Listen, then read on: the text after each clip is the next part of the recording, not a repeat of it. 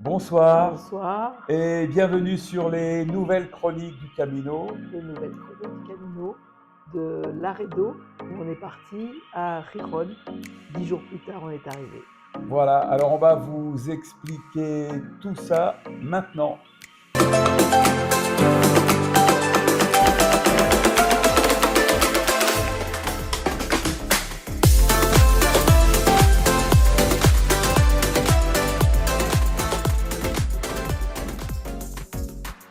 Donc la première journée, on est parti de Laredo pour aller jusqu'à Güemes, une étape de 23 km.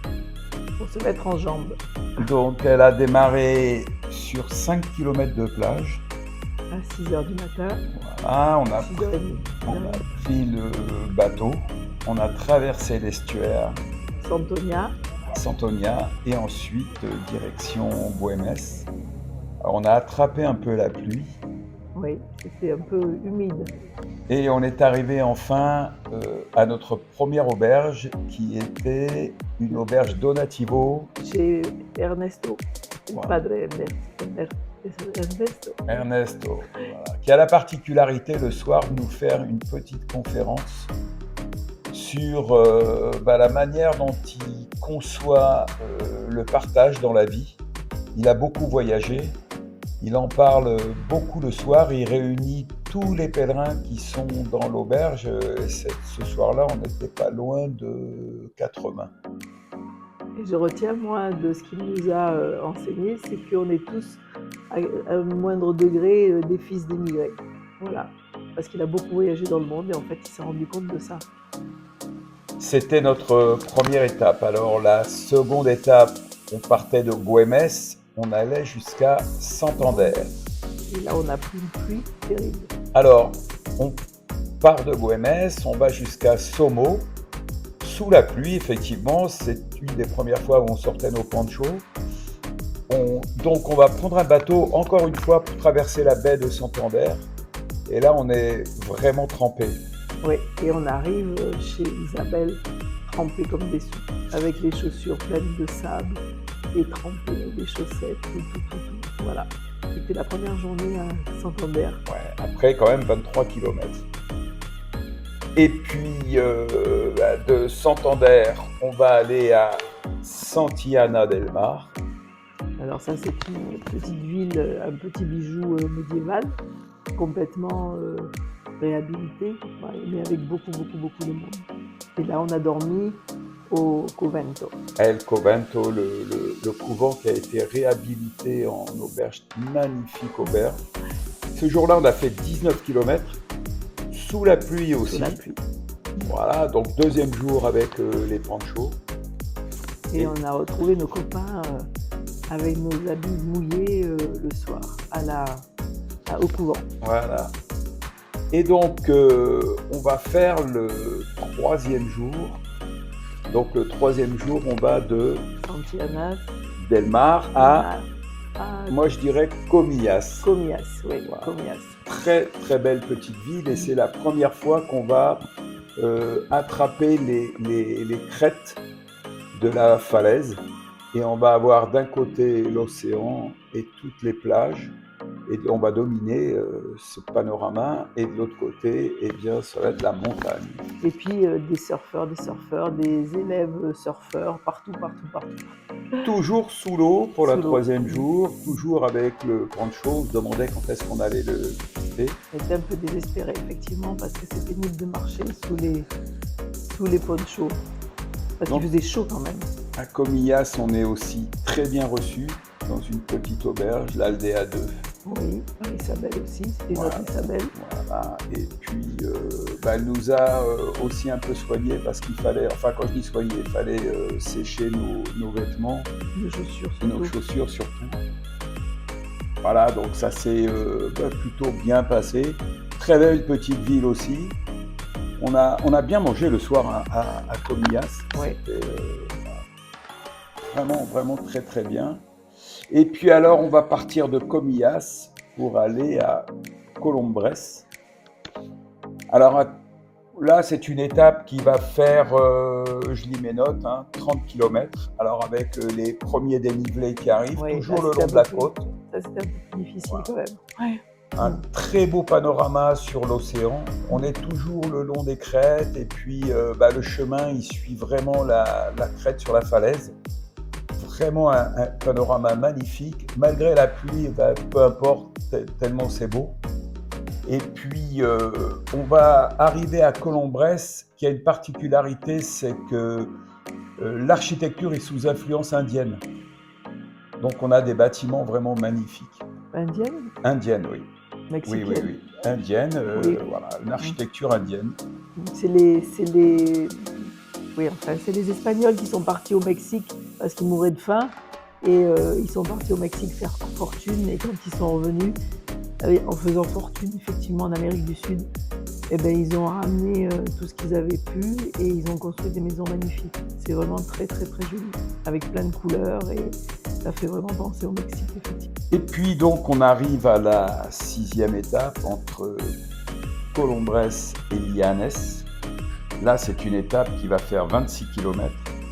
Et c'est sur ces 10 jours la plus belle étape. Ah oui, ça c'était vraiment une très très très belle étape. Et là, il pleuvait plus. Alors oui, c'était la première fois qu'il pleuvait Ouais, plus non c'était- plus, il donc pleuvait plus. c'était super. Il pleuvait plus et puis on a vraiment vu des paysages fantastiques et des étendues au-dessus de la mer, au-dessus de l'océan et puis il y avait des grottes avec l'océan qui s'engouffrait dedans, il y avait des chèvres. Alors quand c'est à marée haute, ce qui se passe, c'est que l'eau s'engouffre dans les grottes et ça forme des geysers. Bon là, on était marée basse et donc c'était l'habitat des chèvres. Ouais. Mais c'était quand même magnifique à On voir. entendait quand même la mer qui venait taper et ça faisait quand même une résonance. Ouais. Et on arrive dans cette petite ville de Llanes où on rentre dans cette auberge. Le bâtiment est simplement magnifique, avec des parquets épais en bois.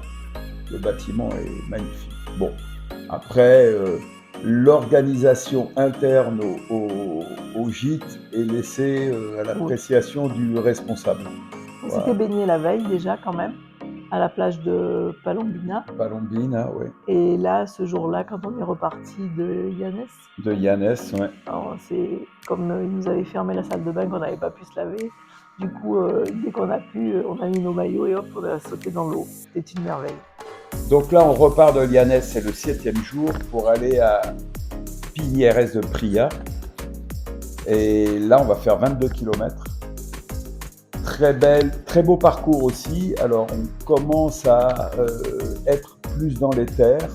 On voit un peu moins l'océan, on est plus dans les terres et on commence à sentir les dénivelés. Ouais.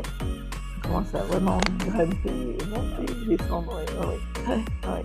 On s'arrête dans un village parce qu'on nous avait prévenu qu'à l'auberge, il y avait, d'abord dans le village où on allait dormir, il n'y avait absolument aucun commerce et l'auberge ne fournissait aucun service. Donc on s'est arrêté dans le village avant, on a fait le marché. Samedi matin, voilà. Il y avait le marché. On a fait le marché et puis on est reparti, on est arrivé un peu en avance à l'auberge, on a attendu une petite heure avant qu'on puisse nous accueillir. Et puis là, c'était une auberge que j'avais fréquentée en 2021. Donc j'ai retrouvé exactement les mêmes conditions que celles que j'avais en 2021. Des gens très sympathiques. Et puis, pour le coup, c'est une auberge qui était au complet, mais au complet, là-bas, c'est 6 personnes. 6 personnes. Donc, on était avec un jeune couple de Tchèques. De Tchèques, oui. Et deux Espagnols, deux jeunes gens espagnols. Voilà. Donc, du coup, on était tous les 6, c'était très sympa. Très sympa. Et puis, donc, on va faire la 8e journée. Piñeres de Pria, je vais y arriver à Doezos. Là, on commence à vraiment trouver des dénivelés. Ça commence à faire mal aux jambes. On fait 27 km sous le soleil, dans des dénivelés. On va traverser une très belle ville qui s'appelle Ribadesella, avec un pont magnifique. Et cette ville, elle est magnifique et elle ressemble un peu au Touquet. On a ressenti un peu cette villégiature le long de la côte qui fait penser au Touquet. Voilà, on arrive dans cette auberge. Alors là, une magnifique auberge avec une personne vraiment très Marisol, sympa, Marisol, ouais, qui qui nous a nous a reçus, reçus. qui nous a offert du cidre. Voilà, et puis elle nous avait préparé un merveilleux repas le soir. Elle a pris notre linge, elle l'a fait tourner, on a eu du linge tout propre, c'était vraiment magnifique. Puis on a eu la chance d'avoir un petit concert de musique américaine Ouais. le soir dans ce petit village. Donc belle ambiance dans le gîte. Dimanche soir, ouais. Ouais, donc, voilà, très belle ambiance. Et puis on part donc de Duesos pour Villa Viciosa, c'est le 9e jour. Là, on va faire 25 km, toujours avec un peu de dénivelé. C'est pas les pires, mais toujours un peu de dénivelé. Et on va trouver notre première pause là à 11 km. Alors en règle générale, on s'arrêtait pour la première fois quand on avait fait 5-6 km dans un village. Bon là, il n'y avait rien. Il a fallu qu'on fasse notre première pause à 11 km. Voilà. Et puis, on va surtout avoir un parcours le long de l'autoroute, à côté de l'autoroute. On va traverser plusieurs fois l'autoroute avant d'arriver à Villa Viciosa. Oui, et puis il y a eu un dénivelé à un moment donné qui était quand même très long. Hein. C'est On important. s'est retrouvés avec d'autres pèlerins et on était tous quand même à tirer la langue quand même pour monter. Hein. On s'est arrêté, c'était bien. On est arrivé dans ce petit gîte où on a retrouvé un peu des gens qu'on connaissait, qu'on avait rencontrés sur le chemin. Là, je ne sais pas si je l'ai dit, mais c'est une étape de 25 km qui a fait à peu près 700 mètres de dénivelé. Et puis on arrive donc à la dernière étape. Donc on parle de Villa Viciosa et on va jusqu'à Riron. Riron, c'est notre dernière étape. Notre arrivée. Et c'était notre arrivée.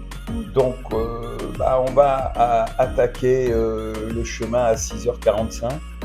Puis on se dit, bon, on va s'arrêter dans quelques kilomètres pour faire notre première pause.